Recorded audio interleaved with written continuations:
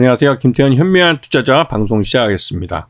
오늘은 그나마 시장이 아주 엉망인 날이었지만 현대차가 2023년 1분기 실적을 어닝 서프라이즈로 내놨습니다. 현대차가 이렇게 좋은 성적을 내놓을 수 있었던 것은 무엇보다도 차를 특히 이제 이 코로나 기간 동안 미국이나 유럽이나 이런 오프라인 매장들을 온라인으로 많이 전환하면서 이 중간에 이 딜러를 두고 판매하는 것에 대해서 들어가는 판매 마케팅 비용을 상당히 줄였습니다. 그리고 이 코로나 이후에 공급망 문제 때문에 자동차용 반도체를 구하기 어렵다는 핑계로 회사 쪽에서 볼 때 잘 팔리는 차 중심으로 반도체를 배정해 주면서 안 팔리는 차종에 대해서는 차량 그 모델 자체를 아예 단종시키거나 그 생산량 자체를 줄일 수 있었죠. 이전 같았으면 이 자동차를 그 제조하고 있는 공장에 이런 노동자들의 반발에 부딪혀서 팔리지도 않는 차를 계속 재고로 쌓아가면서도 생산할 수밖에 없었던 적이 있었습니다. 하지만 팬데믹 이후로 그러한 불합리한 생산 구조는 많이 개선이 됐죠. 이거는 아싸리 그냥 차량용 반도체 자체가 부족하기 때문에 꼭 팔리는 차량 위주로, 즉 그것도 저가차보다는 고가차 위주로 물량을 배정하고 생산을 하다 보니 자연스럽게 판매가 적고 또 그 판매 단가나 수익성이 떨어지는 모델들을 자연스럽게 도태시킬 수 있었습니다. 여기다가 미국 시장에서 이 현대차가 사고가 났는데 사람들이 다치지 않았다는 이런 뉴스가 현대차는 안전하다라는 인식을 사람들에게 심어줬죠. 그러면서 이 현대차의 판매율이 코로나 이후에 아주 급증하면서 늘어났습니다. 이거는 미국 시장에서 그 미국 정부가 내놓은 그 IRA법, 인플레이션 감축법에 의해서 미국 내에서 생산되지 않은 전기차는 보조금을 받을 수 없다는 규정에 의해 지금 미국 차 작년 상반기까지만 해도 우리 현대차가 아이오닉5하고 EV6를 내놓으면서 시장 점유율 그 10% 정도 차지하면서 미국의 전기차 시장 2위까지 올라갔었는데요. 그 이후에는 이 보조금을 받지 못하니까 판매율이 뚝 떨어졌죠. 거의 퇴출됐다시피 했다고 해도 과언이 아니지만, 그럼에도 불구하고 그 외에 그 일반 내연기관 자동차에서는 그 코로나 기간 이후에 우리 현대차나 대한민국에 대한 그 이미지가 선진국으로 이렇게 많이 부각되면서 현대차의 이미지도 많이 좋아진 게 사실입니다. 그러다 보니 당연히 미국 시장에서 현대차의 판매율이 굉장히 늘어났고요.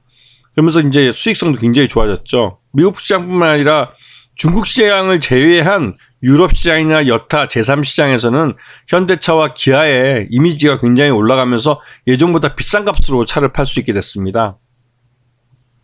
그러면서 이제 현대차가 작년 하반기부터 해서 실적이 굉장히 좋아지기 시작했죠. 지금 요번에 1분기 때 실적을 발표한 거 보면 말 그대로 어닝 서프라이즈라도 과언이 아닙니다. 왜냐면 항상 이 제조업체는 4분기 때가 밀어내기 실적을 하는 때라 굉장히 매출 외형이 커지는 때입니다. 그런데 작년 4분기 때는 좀 이상했죠. 작년 4분기 때는 갑자기 미국이 대량 해고도 나오고 하면서 미국 시장을 중심으로 해서 4분기에 일시적인 경기 침체가 왔습니다. 그래서 작년 하반기에 현대차도 그 매출 외형이 조금 주춤했죠. 그 38조 원 정도로 줄었고, 올해 1분기, 원래는 그 다음 해인 그 4분기를 지나서 그 다음에 1분기는 그 전에 4분기 때 밀어내기 했던 그 실적들을 재고를 정리하느라고 이 1분기 때는 실적들이 다 줄어드는 때입니다. 이건 일반적인 제조업체의 사이클이에요. 근데 요번에 현대차 같은 경우는 거의 37조 원의 매출을 했으니까 어마어마하게 팔아치운 겁니다. 이거는 전년 동기에서, 물론 2022년이 코로나가 아직은 극성을 부릴 때이긴 하지만 그때 그 현대차는 30조 원 정도 매출을 했다고 보시니까 거의 24%나 지금 급증을 한 겁니다. 굉장히 크게 늘어난 거죠. 영업이익만 해도 그 작년 4분기를 뛰어넘어서 이번 1분기 때는 3조 5천억, 이건 대단한 걸 기록한 겁니다. 그리고 단기 순이익도 1분기에 3조 4천억을 찍었고요. 이거는 작년 4분기 때도 그렇고 지난해 1분기랑 비교해도 거의 100% 더블이 상승한 겁니다. 말 그대로 현대차는 1분기 때 어닝 서프라이즈를 기록한 것이고, 이걸로 끝난 게 아니라 이 자동차 판매된 것들을 가만히 보게 되면 내수용에서도 잘 팔리고 그나마 비싼 차들 중심으로 생산을 했고, 또 그런 차들이 팔렸습니다. 그리고 이거는 다른 아이오닉 5 같은 전기차도 마찬가지로 나름대로 판매가 계속되고 있고, 물론 이번에 아이오닉 6가 나올 걸 대비해서 아이오닉 5의 판매량은 좀 줄어들 겁니다. 뭐 팰리세이드나 뭐 GV70이나 GV80 같은 그래도 비교적 비싼 차들이 많이 팔리고 있는 거고요. 그럼 해외 수출분에서도 아반떼 같은 기본적인 차량들도 잘 나가고 있지만, 아이오닉 6나 또 GV80이나 뭐 이런 종목들, 잘 밀고 있는 종목들도 잘 나가고 있고, 제일 가장 많이 팔리는 소나타도 잘 나가고 있습니다. 거기다가 이제 레저용 차량들, 여기서 보면 이 투싼 같은 게 말 그대로 아직까지도 인기 있는 모델로 잘 나가고 있고, 팰리세이드도 굉장히 비싼 모델인데도 불구하고 잘 나가고 있는 모습입니다. 특히 팰리세이드는 월별로 1월 달에는 5,000대, 그다음에 2월 달에는 9,000대, 거의 더블 쳤죠. 그리고 3월 달에는 한 10,000대 이상 판매되는 아주 기록적인 증가율을 보여주고 있죠. 여기다가 현대차는 오늘 주주 환원 정책을 내놨습니다. 이게 이제 3년에 매년 1%씩 자사주를 소각하겠다고.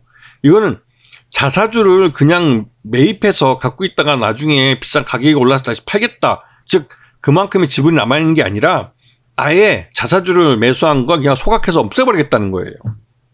이거는 주주들에게는 굉장히 좋은, 물론 최대 주주에게는 더 좋은 얘기죠. 하지만 일반적인 주주에게도 자사주 소각은 자신의 지분 가치를 늘려주는 가장 확실한 방법이기도 합니다. 이거는 뭐 내가 직접 세금을 내는 게 아니라 이 회사가, 발행사 쪽에서 이제 알아서 세금까지도 해주는 거기 때문에 주주는 내가 소유하고 있는 주식이 전체 지분에서 지분이 올라가는 효과를 누릴 수 있기 때문에 좋은 거죠.